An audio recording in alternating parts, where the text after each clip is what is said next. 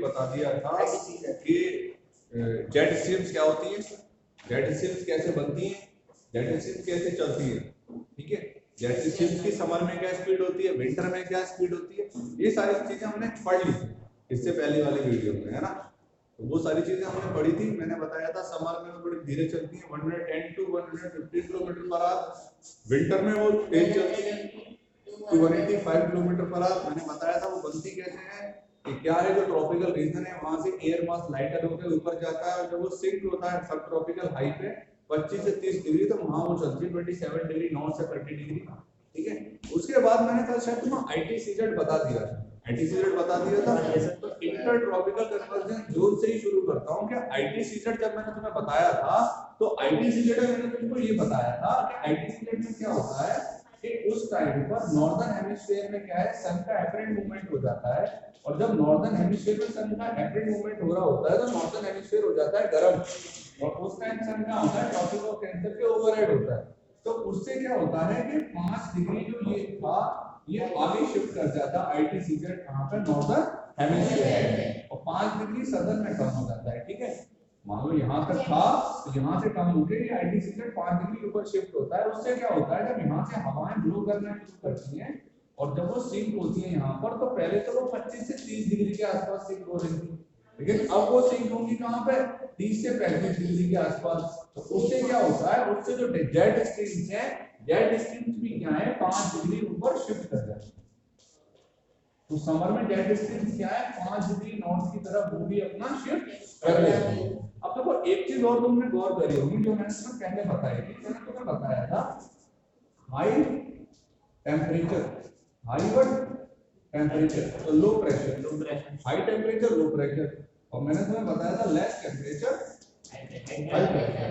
तो ये चीज तुम्हें पता होगी, लेकिन इसके अलावा जो चीज तुम्हें पता होनी चाहिए वो चीज क्या है, वो चीज ये है कि मान लो कोई एयर क्या करेगी, कोई एयर लाइटर होगी और ऊपर की तरफ जाएगी, तो इसका मतलब क्या है, इसका मतलब है लो प्रेशर होगा। जब भी एयर क्या करेगी ऊपर की तरफ मूवमेंट करेगी, ऊपर की तरफ जाएगी, वहां बनेगा लो प्रेशर। लेकिन क्या है, जब भी हवा सिंक होगी क्या होगी, कहीं पर भी सिंक होगी तो वहां पर हाई प्रेशर बनेगी, क्या बनाएगी, दैट इज व्हाई क्या है, दैट इज व्हाई जब भी हवा ये यहां से जाकर इक्वेटर से जाकर जहां सिंक होती है तो वहां पर क्या बनाती है, हाई प्रेशर बनाती है, क्या बनाती है, हाई प्रेशर, ठीक है।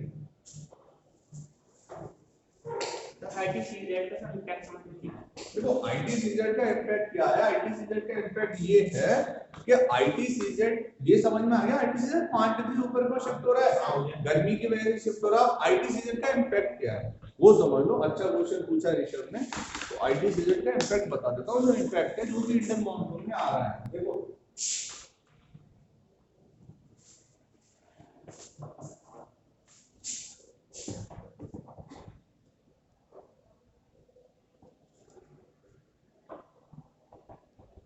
आईटीसीजेड का इम्पैक्ट ये है कि मैंने तुम्हें बताया था ये जो रेड वाला पार्ट है this is what, this is jet stream, ये जेट स्ट्रीम की ग्लो करने की ओरिजिनल पोजीशन है जो इंडिया में ग्लो करती है, कहां पर, इंडिया में ग्लो करती है jet stream originally in the southern of Himalaya, in the southern of Himalaya, और in the southern of Himalaya में उसकी डिग्री क्या है 27 से 30 डिग्री नॉर्थ, यहां पर ये ग्लो करती है क्या, जेट स्ट्रीम, क्या ग्लो करती है। लेकिन होता क्या है, जब सन ट्रॉपिक ओवरहेड आ जाता है ट्रॉपिक ऑफ कैंसर के, जून में नॉर्दर्न हेमिस्फीयर में गर्मी हो जाती है, तो जून में क्या होता है, आईटीसीजेड 5 डिग्री शिफ्ट होता है, 5 डिग्री शिफ्ट होता है आईटीसीजेड।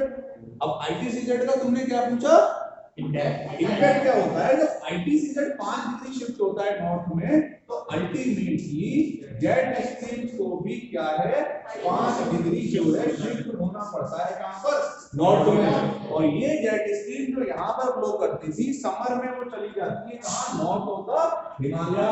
तो पहले ये ब्लो कर रही थी कहां पर, पहले ये ब्लो कर रही थी 27 से 30 पर, और अब ये ब्लो करेंगे कहां पर, मतलब 32 से 35 की तरफ। तो ये सीधी सीधे उठकर कहां पहुंच गई, यहां पहुंच गई, कहां पहुंच गई, ये जो एरिया है नॉर्थ ऑफ द हिमालय यहाँ पर ब्लो करना शुरू कर दिया किसने, हमारी जेट स्ट्रीम ने। ये इम्पैक्ट होता है ITCZ का। अब ये इम्पैक्ट से क्या हुआ, जो साउदर्न हिमालय में ब्लो करेंगी जेट स्ट्रीम वो कहां पर पहुंच गई, नॉर्थ हिमालय। कहां पर पहुंच गई। अब इसका इम्पैक्ट क्या है वो देखो ऋषभ, इसका इम्पैक्ट ये है कि अगर मान लो ये जेट स्ट्रीम यहां से नहीं जाती नॉर्थ में, तो पता है क्या होता, मॉनसून विंड आती और मॉनसून विंड को जेट स्ट्रीम धक्का मार के इंडिया से बाहर निकाल देती। तो जेट स्ट्रीम जब यहां से ऊपर की तरफ शिफ्ट होती है, साउथ से नॉर्थ में जब जेट स्ट्रीम शिफ्ट होती है, तो होता क्या है, होता ये है, ये एक स्पेस क्रिएट करती है, ये वैक्यूम क्रिएट करती है किसके लिए, मॉनसून विंड्स के लिए। तो अगर ITCZ 5 डिग्री ऊपर ना शिफ्ट हुआ होता तो जेट स्ट्रीम भी ऊपर शिफ्ट ना हुई होती, और ये शिफ्ट ना हुई होती तो इंडिया में मॉनसून नहीं आता। समझ गए रोल क्या है ITCZ का, ये रोल है ITCZ। ठीक है, अरे बारिश की पार्टी कहां पे, इंडिया में। बाद में करेंगे इस टॉपिक पे रिकॉर्डिंग सुनिए बात बात। ओके, अब आ जाते हैं कहां पर, अब आ जाते हैं ITCZ के बाद high pressure area in the east of Madagascar.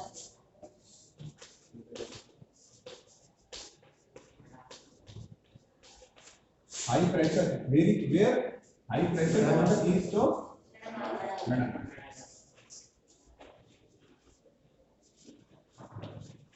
ये मेडागास्कर। ओके, अब देखो ये बोल रहा है कि हाई प्रेशर क्रिएट होगा, कहां पर क्रिएट होगा, मेडागास्कर पे क्रिएट होगा, और उसकी पोजीशन क्या होगी, जो high pressure east of the Madagascar में क्रिएट हो रहा है वो लगभग 20 degree south of Indian ocean में क्रिएट होगा। ठीक है, तो मेडागास्कर कहां, हम बात करेंगे तुम शाम को जाओ। ठीक है,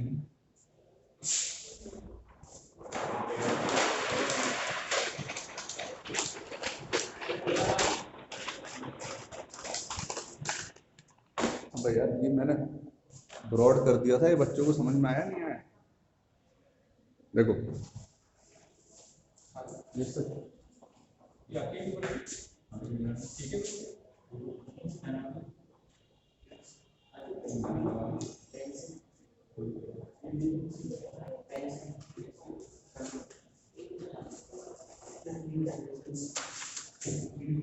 ठीक है, ये बात मत करो।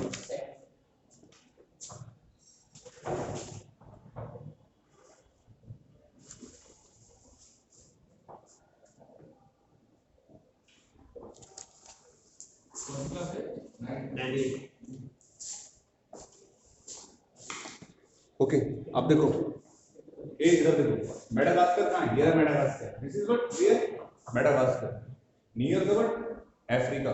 ठीक है,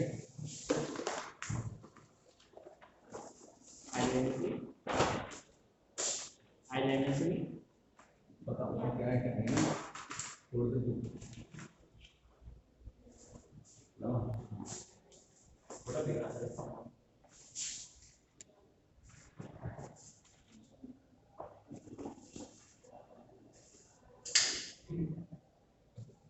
ब्लर कैसे हो गया,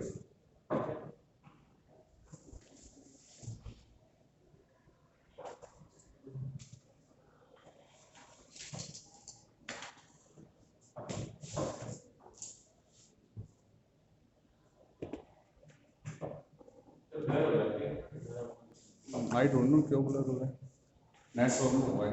ओके, अब देखो ये मेडागास्कर है, ये क्या है, मेडागास्कर कहां पर है, अफ्रीका के पास में। ठीक है, और मेडागास्कर जो है वो ट्रॉपिक ऑफ कैप्रिकॉर्न से थोड़ा सा बिल्कुल लगा हुआ है, उसके आसपास है, मतलब ये किधर है, ये 20 डिग्री जो south of the Indian ocean है उसी के आसपास है। तो ये उस एरिया में लाई जा रहा है जो हमें पढ़ना है, east of the Madagascar 20 degree south Indian ocean. This is Madagascar and this is what, this is 20 degree south, this is what, this is Antarctica। अब देखो लॉजिक समझो, लॉजिक क्या है, लॉजिक क्या है, this is what, this is 0 degree, this is equator, above the equator क्या है, northern hemisphere, below the equator क्या है। अब जून की बात हम कर रहे हैं, कहां की बात कर रहे हैं, जून की। तो जून में क्या है, जून में सन तो हमारा इक्वेटर के ऊपर है नॉर्दर्न हेमिस्फीयर में, ठीक है, और सदर्न हेमिस्फीयर में सन नहीं है।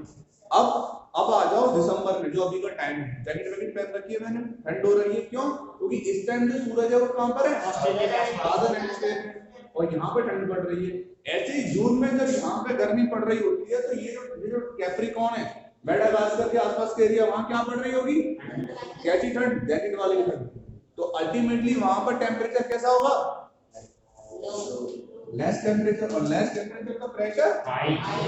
दूसरा रीजन देखो कि क्या है, यहाँ पर एंटार्क्टिका है, क्या है? और मैंने बताया था यहाँ पर जो क्या है, करंट्स हैं, उनको फ्लो करने के लिए ज्यादा जगह नहीं है, लेकिन वेस्ट फील्ड ड्रिफ्ट में यहाँ पर क्या है, यहाँ पर बहुत सारी जगह है करंट्स को फ्लो करने की।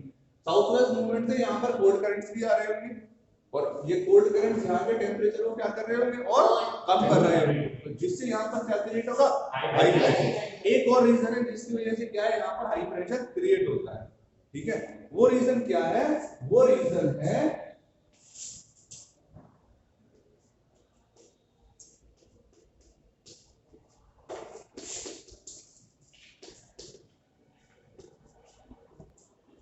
क्या रीजन है वो? Tropical easterly jet stream. अब मैंने तुम्हें वेस्टर्ली जेट स्ट्रीम के बारे में तो बताया था, लेकिन मैंने तुम्हें ईस्टर्ली जेट स्ट्रीम के बारे में कुछ नहीं बताया था। उसका रीजन था क्या? देखो, ट्रॉपिकल ईस्टर्ली जेट स्ट्रीम के बारे में ज्यादा डिस्कस इसलिए नहीं किया है कि ट्रॉपिकल ईस्टर्ली जेट स्ट्रीम के बारे में अभी किसी को ज्यादा कुछ पता नहीं है, इस पर चल रही है रिसर्च। ये तो कुछ रीजन पता है क्यों बैठती है, वो मैं डिस्कस कर लूंगा, लेकिन एग्जैक्टली किसी को नहीं पता कि what are the reason behind the blowing of tropical easterly jet stream. दूसरी बात क्या है, जो ट्रॉपिकल ब्रॉड कर दिया ना तूने? अच्छा मैंने, सॉरी, तो पहले बता देते यार। हाँ, तो ट्रॉपिकल ईस्टर्ली जेट स्ट्रीम क्या है? ट्रॉपिकल ईस्टर्ली जेट स्ट्रीम एक तो लोकल विंड है, कैसी है? तो लोकल जेट स्ट्रीम है, कैसी जेट स्ट्रीम है? दो मेन जेट स्ट्रीम्स हैं, वो है ट्रॉपिकल वेस्टर्ली जेट स्ट्रीम जो इंडिया से फ्लो करती है, कहां से? वेस्ट साइड से, और एक है पोलर जेट स्ट्रीम जो है, ये तो मेन जेट स्ट्रीम है। बाकी जो जेट स्ट्रीम्स हैं वो लोकल है, जैसे कि ट्रॉपिकल ईस्टर्ली जेट स्ट्रीम हो गई, जैसे सोमाली जेट स्ट्रीम हो गई, इसी को सोमाली जेट स्ट्रीम भी बोलते हैं। क्यों बोलते हैं थोड़ा सा बता दूंगा। आप देखो ये बनती कैसे है ना, जितना भी पता है कि ट्रॉपिकल ईस्टर्ली जेट स्ट्रीम कैसे बनेगी वो चीज देख लेते हैं। तो है क्या होता, ये है जून में, in the month of June के मंथ में इंडिया के ऊपर, यहाँ पर इंडिया के ऊपर क्या है? तिब्बतियन प्लेट्यू होता है। क्या होता है? और जून में क्या होता है, जब यहाँ पर सन आ जाता है तो तिब्बतियन प्लेट्यू भी क्या है? हीट हो जाता है। अब देखो, तिब्बतियन प्लेट्यू है तो हाइट पर 6000 से 9000 मीटर की हाइट पर है Tibetan plateau, highest plateau of the world, उसको आल्सो बोला जाता है रूफ ऑफ द वर्ल्ड। देखो, तिब्बतियन प्लेट्यू है तो काफी हाइट पर, लेकिन प्लेट्यू क्या होते हैं? माउंटेन्स की तरह इस शेप के नहीं होते, वो टेबल लैंड की तरह होते हैं। तो टेबल लैंड को क्या है? टेबल लैंड की सरफेस गर्म हो सकती है, ठीक है?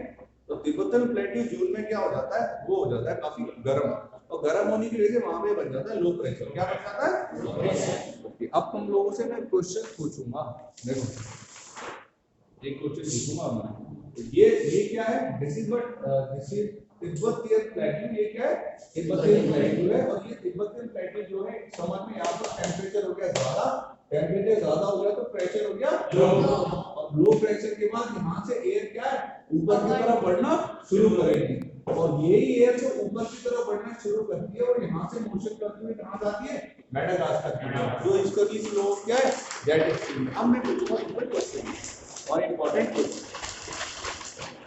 अब देखो, मेरा क्वेश्चन ये है आप लोगों से कि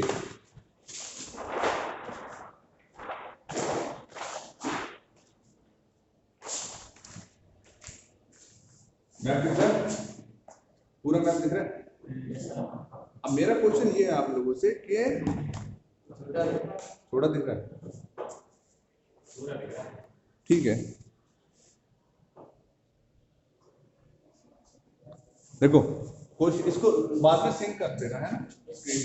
मेरा क्वेश्चन ये था कि यहाँ पर तिब्बत है, और यहाँ पर लो प्रेशर बन रहा है, और यहाँ पर लो प्रेशर से हवा ऊपर जा रही है, और फिर क्या हो रहा है? यहाँ पर हाई प्रेशर है, वो एयर ऐसे सर्कुलेट करके कहाँ आ रही है?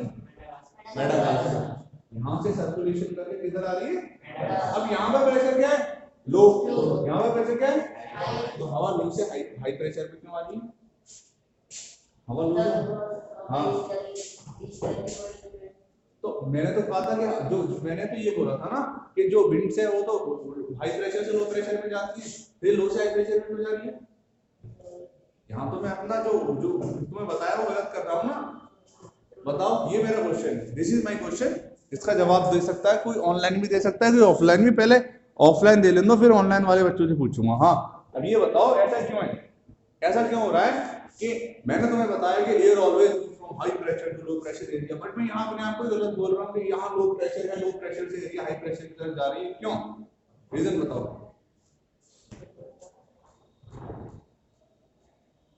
कोई है धुरंधर जो इसका रीजन बताए? कोई धुरंधर ऑनलाइन है जो इसका रीजन बताए? ऑनलाइन कोई हो तो रीजन बताओ इसका।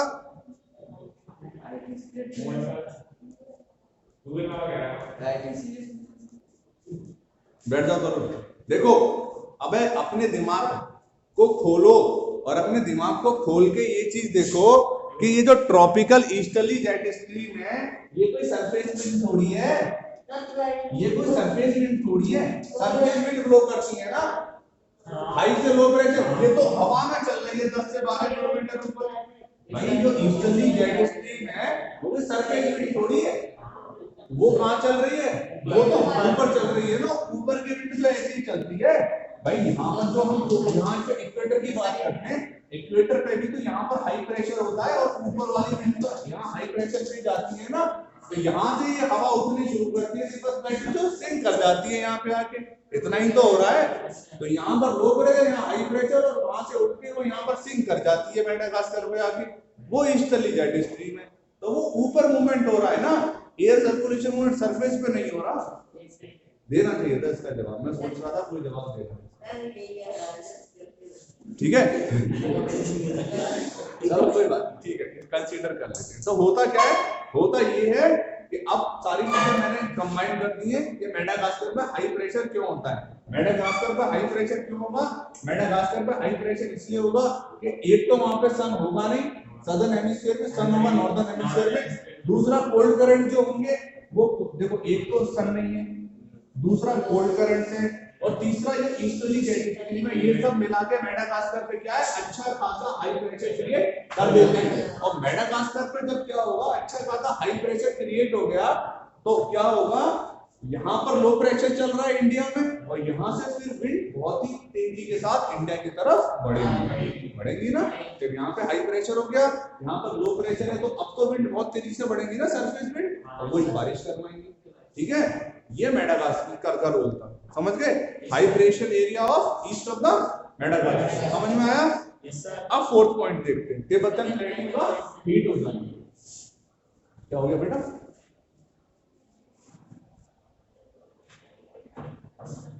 चलो फोर्थ पॉइंट क्या है, जो हमारा तिब्बतन प्लेटू है वो क्या हो रहा है, हीट हो रहा है।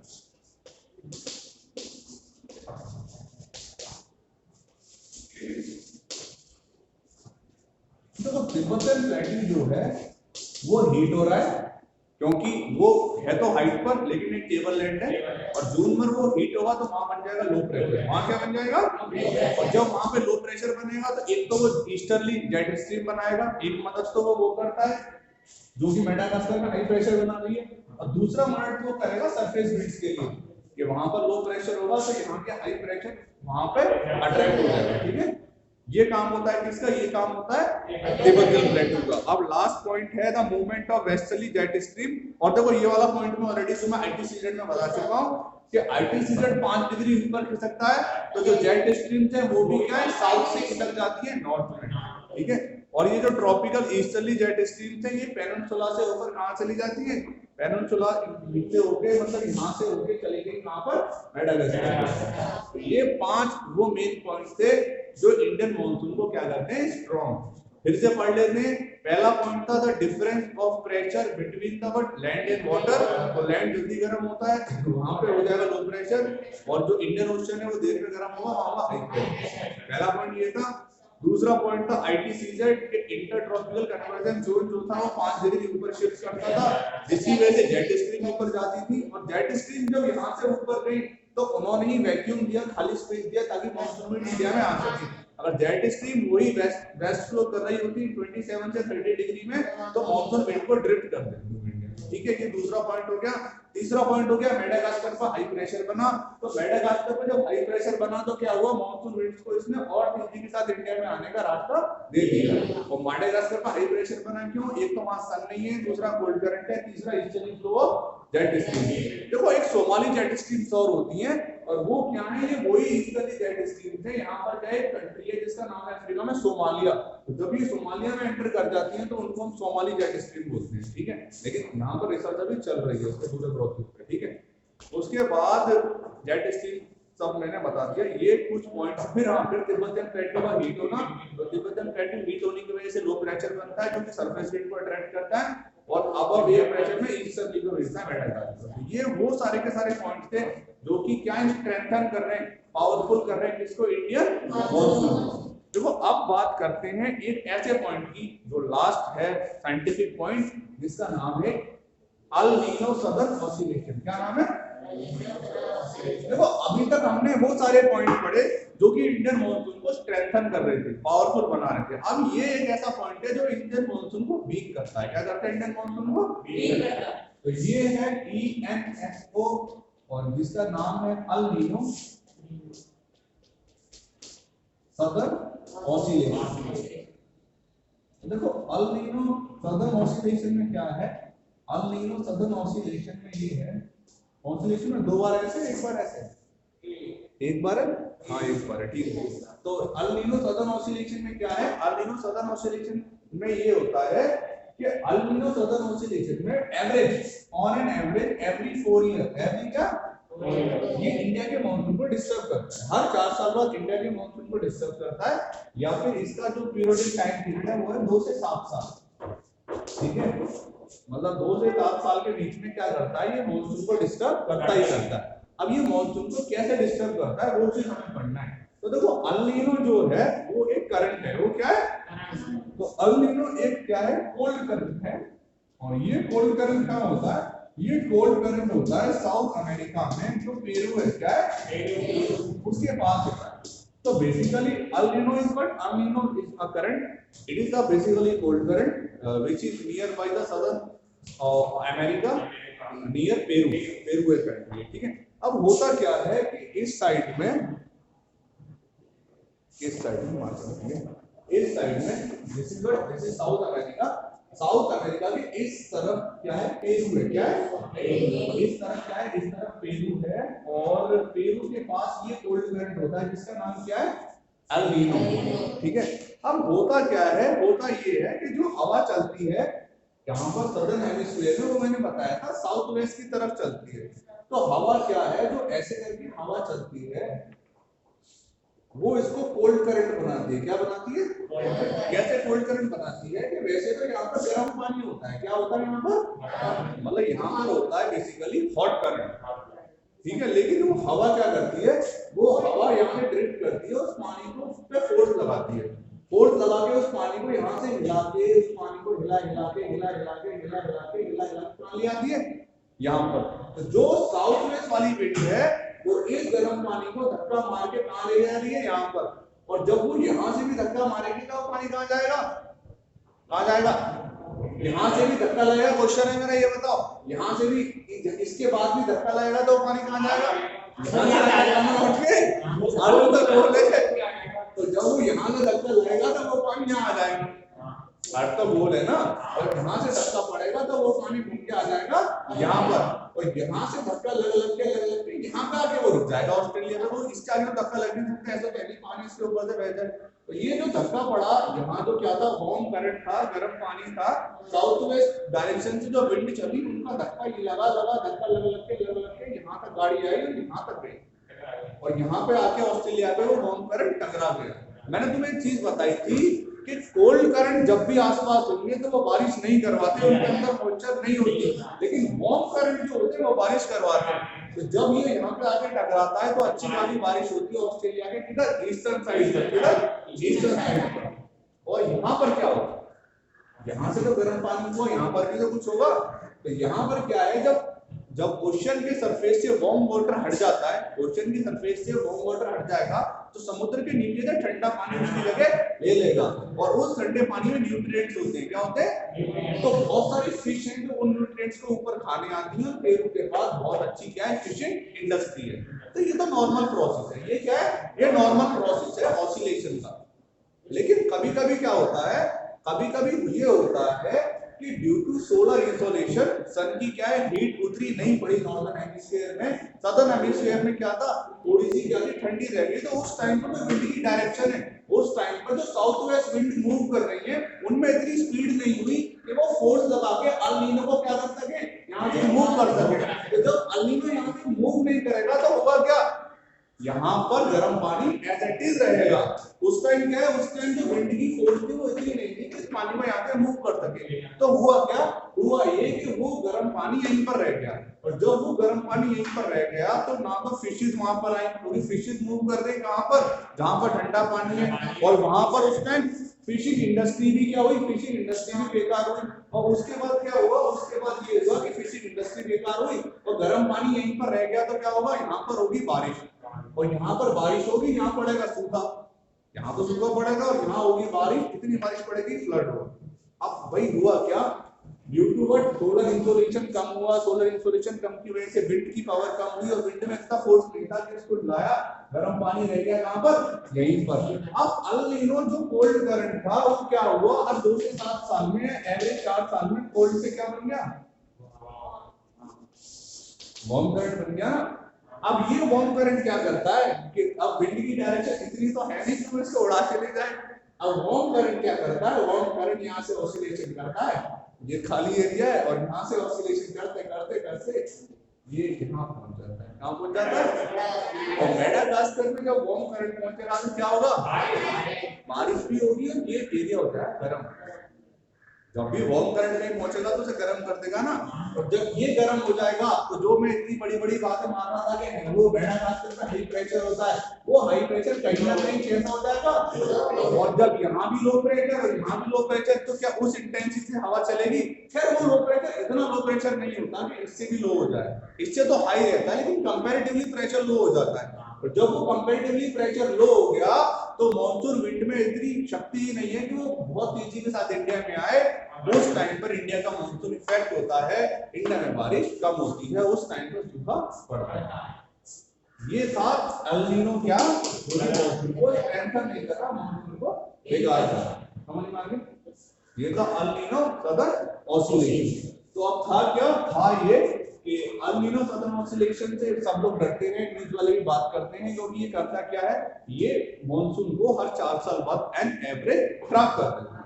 ठीक है, अब देखो अल नीनो के बारे में पढ़ लो, जो पेज नंबर 30 पे लिख रखा है कि this name given to the periodic development of a warm ocean current and along the coast of Peru, और ये क्या है, temporary replacement of the cold Peruvian current. और अल नीनो एक स्पेनिश वर्ड है जिसका मतलब होता है child, refers to the baby Christ. ठीक है, और यही सब दे रखा है जो मैंने तुम्हें यहाँ पर बताया है। ठीक है, ओके। अब क्रिसमस के टाइम पर फ्लू नहीं होती होगी, कहाँ लिख रहा है, एक second, baby Christ as this current starts flowing during Christmas. Okay, तो क्रिसमस के टाइम पर मतलब कहाँ क्रिसमस आता है, कब, दिसंबर में। दिसंबर में वहां पे पड़ रही होगी गर्मी। ठीक है, तो दिसंबर के टाइम पे वो हवा उसको वहां से क्या करती होगी, मतलब खींच के लेके जाती होगी। मैंने क्या बताया था, उस गर्मी के टाइम पर गर्मी ज्यादा नहीं पड़ी, मतलब दिसंबर में, और जब हमारा जून आ गया तो उस टाइम पर ट्रीटमेंट इस गर्म पानी को यहाँ से नहीं धक्का मार पाएंगे, और उसी टाइम क्या होगा, ये गर्म का पानी गर्म यहाँ पे रह गया और यहाँ से ऑसिलेशन करके इसको खराब कर दिया। ठीक है, ओके, लेकिन समझ में आ गया ना। ओके, अब बात करते हैं कि onset of the monsoon and the withdrawal. अब जब कल नहीं पढ़ाऊंगा, ये कल नहीं बताऊंगा, तो ये कल से फिर इकोनॉमिक शुरू करूंगा। ठीक है, क्योंकि यहाँ यहीं तक था जो इम्पोर्टेंट था, इसके बाद कुछ इम्पोर्टेंट नहीं है। इसके बाद तो देखो वही है कि मॉनसून क्या है, अब इसके बाद वही चीजें जो मैंने तुम लोगों को पढ़ाई है कि मॉनसून क्या है, कि वो जून से सितंबर में इंडिया में एंटर करेगा, एंटर करने के बाद बारिश करेगा, और बारिश कैसे करेगा वो भी तुम्हें बता देता हूँ, ठीक है। देखो अब देखो मॉनसून करेगा क्या वो देखो, और वही इसमें लिखा हुआ है जो मैं तुम्हें बताऊं। देखो अब हुआ क्या, हुआ ये कि मॉनसून विंड्स इंडिया में आ गई। मॉनसून विंड्स का क्या हुआ, मॉनसून विंड इंडिया में आ गई, और जब मॉनसून विंड इंडिया में आ गई तो क्या हुआ, मॉनसून विंड इंडिया में आई और इंडिया के मेन लैंड में स्ट्राइक हो गई। स्ट्राइक हो गई, स्ट्राइक होने के बाद क्या है, स्ट्राइक होने के बाद मॉनसून विंड जो है वो दो पार्ट में डिवाइड हो जाती है। एक तो विंड इस तरफ चली जाती है, एक विंड इस तरफ चली जाती है। इस तरफ जो मॉनसून की विंड जाती है उसे बोलते हैं अरेबियन सी वाली ब्रांच। मॉनसून की कौन सी ब्रांच, अरेबियन सी वाली ब्रांच। और इस तरफ जो ब्रांच जाती है वो होती है बे ऑफ बंगाल वाली ब्रांच। तो होता क्या है, इंडियन मेनलैंड से स्ट्राइक करने के बाद मॉनसून विंड दो ब्रांच में क्या है बढ़ जाती है, और लेफ्ट वाली होती है अरेबियन सी ब्रांच, राइट वाली होती है बे ऑफ बंगाल वाली ब्रांच। जब होता क्या है, जो अरेबियन सी वाली ब्रांच होती है वो वेस्टर्न घाट पे जाकर स्ट्राइक करती है, और वेस्टर्न घाट पे स्ट्राइक करने के बाद यहाँ पर अच्छी खासी बारिश होती है, और फिर उसका मूवमेंट आगे की तरफ होता है, ठीक है। अब होता क्या है, वेस्टर्न घाट पर बारिश करने के बाद यहाँ पहुंचने के बाद राजस्थान में कंपैरेटिवली वो जो विंड है थोड़ी सी ड्रायर हो जाती है। क्या हो जाती है, उसके बाद एक चीज मैं तुम्हें और बता देता हूँ। तो एक चीज और ये है जो बताने वाली है, वो चीज क्या है, वो चीज ये है कि देखो ये इंडिया का क्या है, पेनिनसुला पार्ट है, और ये अरेबियन सी वाली ब्रांच है, ये बे ऑफ बंगाल वाली ब्रांच है। तो ये क्या होता है, यहाँ से जो अरेबियन सी वाली ब्रांच होती है यहाँ वेस्टर्न घाट के वेस्टर्न स्लोप पे मैंने कहा था अच्छी खासी बारिश करवाएगी, ऐसे करवाएगी। उसके बाद यहाँ से जब वो जाएगी ना तो सीधी उठ जाती है। कैसे जाती है, देखो राजस्थान में तुमने एक हिल सुनी होगी जिसका नाम है अरावली हिल। सुनिए अरावली हिल, तो ये बताओ अरावली हिल से भी तो टकराकर मानसून को बारिश करवा दी थी राजस्थान में। मैंने कहा था ना, whenever a moisture laden wind strike with any surface it start but precipitation start हो जाता है रेन, तो वहां रेन कौन होती है, तो जब तक ड्राई गाड़ी है देखो दो, उसके पीछे दो रीजन है। पहला रीजन क्या है कि अरावली हिल्स इस तरीके से मिलेंगी, इस तरीके से।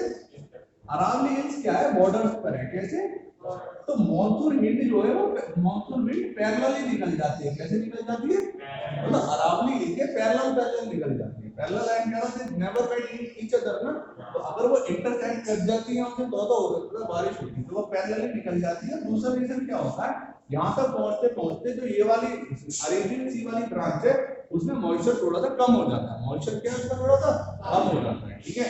तो ध्यान रखने वाली बात क्या है, ध्यान रखने वाली बात ये है कि उत्तर प्रदेश में जो बारिश आएगी वो अरेबियन सी वाली ब्रांच से नहीं आती है, वो कुछ आएगी बे ऑफ बंगाल वाली ब्रांच से। तो अब बे ऑफ बंगाल वाली ब्रांच की बात करते हैं। तो दूसरी जो ब्रांच है मॉनसून की, यहाँ से टकरा के बे ऑफ बंगाल से आएगी, उसे यहाँ से और मॉइस्चर मिला, और यहाँ से मॉइस्चर मिलने के बाद उसने स्ट्राइक किया कहां तक, मेघालय में, मणिपुर में। ये क्या थी, विंडवर्ड साइड थी। क्या थी, दुनिया की सबसे ज्यादा बारिश यहाँ पर पड़ी इस वजह। विंडवर्ड साइड, मौसम Ram Cherrapunji, highest precipitation in the world. यहाँ पर स्ट्राइक हुई मेघालय के पास, हाईएस्ट प्रेसिपिटेशन हुआ।